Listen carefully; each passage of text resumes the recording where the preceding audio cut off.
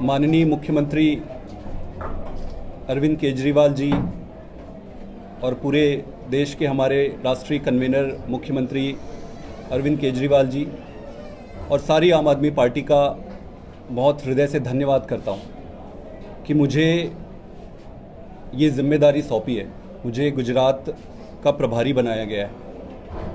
प्रभारी का मतलब अब यहाँ जो चुनाव होने वाली है उसके संदर्भ में यहाँ के लीडरशिप के साथ मिलकर यहाँ चुनाव की सारी प्रक्रिया का निर्वहन करना है। और उसके बाद मैं आप सबका भी बहुत बहुत धन्यवाद करना चाहता हूँ कि आप सारे यहाँ इतनी भारी संख्या में आए हैं, तो आप सबका स्वागत है। और आज से हमारी जर्नी तो बहुत समय से चल रही है, लेकिन अब हम सबका साथ रहेगा और आगे तक मिलकर चलेंगे। मैं बस 2-3 छोटी छोटी चीज़ें ही कहना चाहता हूँ। बाकी तो मेरे लीडर अरविंद केजरीवाल जी अभी आए थे रोड शो करने के लिए, तो उन्होंने सारी बातें स्पष्ट कर दी है। मैं बस 2-3 छोटी छोटी चीज़ें ये कहना चाहता हूँ प्रभारी के तौर पे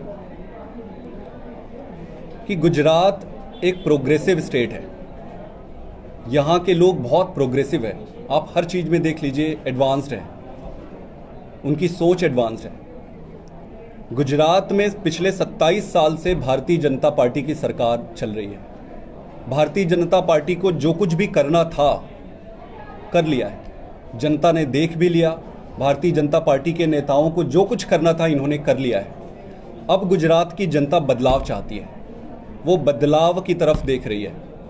और ये स्पष्ट है कि कांग्रेस आज की तारीख में वो बदलाव देने की स्थिति में नहीं है। कांग्रेस पार्टी बीजेपी को गुजरात में नहीं हरा सकती है, ये गुजरात का हर एक नागरिक कह रहा है। और कांग्रेस पार्टी को भी पता है कि वो भारतीय जनता पार्टी को नहीं हरा सकती है। फिर प्रश्न ये उठता है कि बदलाव आएगा कैसे।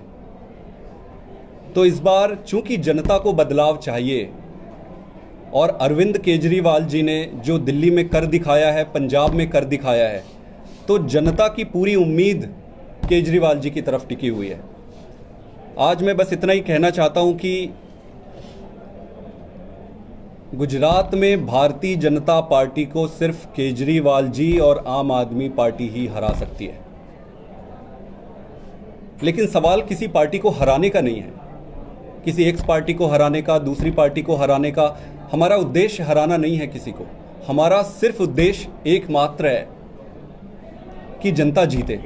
गुजरात में स्कूल बने, अस्पताल बने, बेरोजगारी दूर हो, और यहाँ पे मिनिमम वेजेस जो है, लोगों को 200-200 रुपये दिहाड़ी मिलती है। 200-200 रुपये दिहाड़ी में कैसे चलेगा?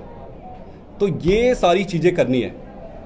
तो कहने का मतलब ये है कि किसी पार्टी को हराना उद्देश्य नहीं है, जनता को जिताना उद्देश्य है। और उसका माध्यम अरविंद केजरीवाल जी बनने वाले हैं।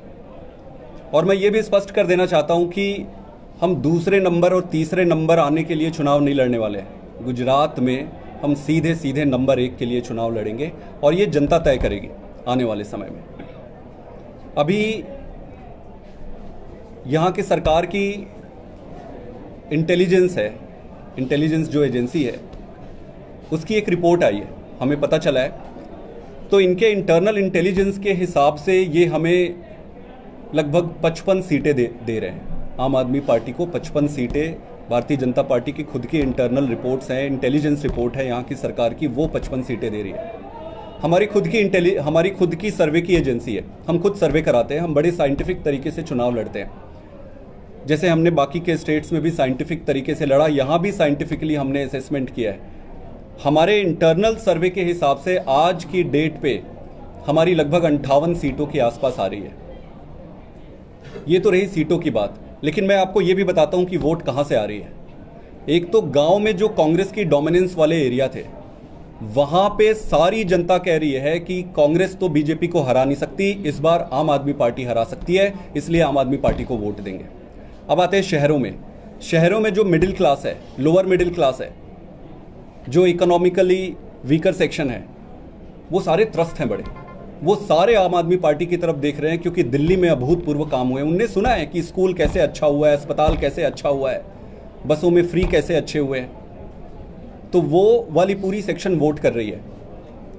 और शहर के वो सेक्शन भी जो मजबूरन भारतीय जनता पार्टी को वोट दे रही थी इतने समय तक, वो भी अब आम आदमी पार्टी को वोट देगी।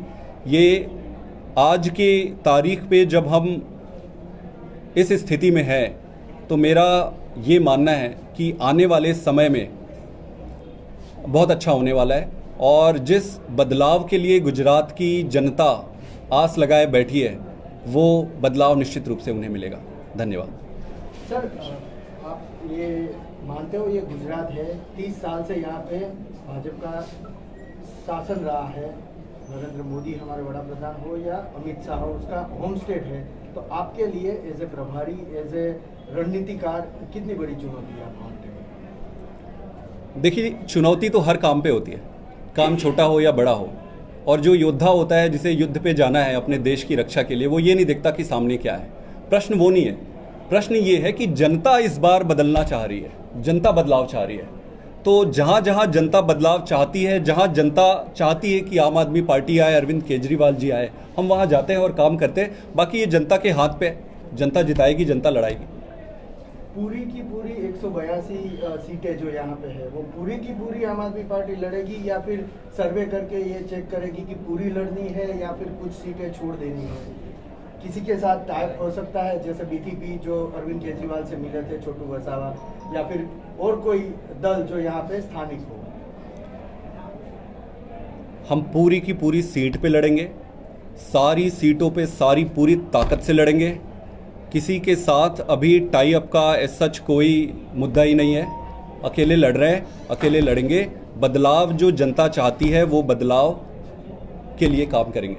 सर, कुछ कांग्रेस के नेता भी जैसे अरविंद जी से मिलने आए थे, तो क्या लगता है कि और भी कुछ कांग्रेस के नेता और बीजेपी के लोग अगर आपके पार्टी में जुड़ना चाहेंगे तो आपको जोड़ रहे हैं? आपके कितने टच में है आपके साथ? देखिए, पिछले बहुत समय से बहुत सारे लीडर हमारे नेता से मिल रहे हैं, हमारे पार्टी के लोगों से मिल रहे हैं।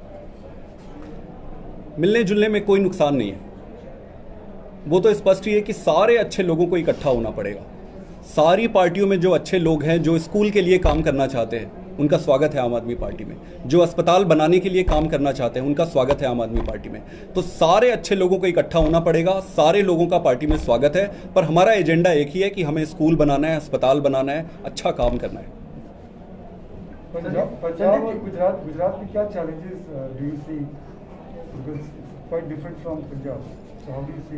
प्रैक्टिकली स्पीकिंग, पंजाब और गुजरात में एक चीज़ सिमिलैरिटी है, दोनों ही स्टेट काफ़ी प्रोग्रेसिव है। पंजाब के लोग भी अगर आप देखोगे तो पूरे देश के हिसाब से अगर कंपेयर करोगे तो प्रोग्रेशन जो है, प्रोग्रेसिव कैरेक्टर जो है पंजाब में बहुत स्ट्रांग है, वैसे ही गुजरात में भी है। नंबर एक। नंबर दो, दोनों ही स्टेट्स में जनता पुरानी सरकारों से बुरी तरह दुखी थी, चूस लिया था जनता को दोनों स्टेट्स में। तो दोनों स्टेट्स में चाहते थे कि कोई नई ऑप्शन आए, कोई बदलाव आए। ये दूसरी सिमिलरिटी थी। अब आप कह रहे हैं चैलेंजेस क्या है? चैलेंजेस तो रहेगी, क्योंकि पंजाब में हम पहले चुनाव लड़े थे और हमारी 20 सीटें थी। यहाँ पे हम अभी हमारी सीटें नहीं हैं, तो वो चैलेंजेस पर मैं वो चैलेंज इसलिए नहीं मानता हूँ क्योंकि चुनाव जीतना और हारना इन छोटी छोटी चीज़ों पे डिपेंड नहीं होती है। अगर जनता तैयार है तो फिर कोई रोक नहीं सकता है। और दोनों ही परिस्थितियाँ गुजरात में भी आज वैसी है जैसे पंजाब में थी, जैसे दिल्ली में थी। 2017 की बात करें तो 0.1% आपको वोट मिला था, करीब 22,000 वोट। इसको आप कैसे ट्रांसलेट करेंगे? कोई बात नहीं, जनता का जब आशीर्वाद होगा हम तब काम करेंगे। जनता ने हमें तब उतना आशीर्वाद दिया था सिर माथे पे, आज हम फिर से आशीर्वाद के लिए जाएंगे। और मुझे उम्मीद है कि करंट सिचुएशन और सिनारियो में बहुत कुछ बदलने वाला है और बहुत कुछ बदलने वाला है। ठीक है।